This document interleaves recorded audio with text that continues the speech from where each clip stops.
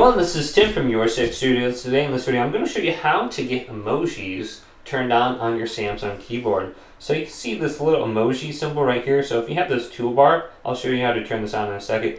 But we can go on over to settings and it might be located under here. All you have to do is just scroll up to the top like this and they should be on.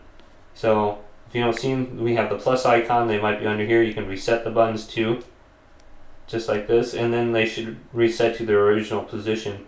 But if you don't see this toolbar on, you want to go up to the top, go to settings, going down to general management right here, choose this, and then we got Samsung keyboard settings, and then we go over here and we can find the keyboard. So here's the keyboard toolbar, make sure this is turned on, and I'm using the Samsung keyboard, so you can switch it if you want to like the G board, but it should still have the option on here, so you can see.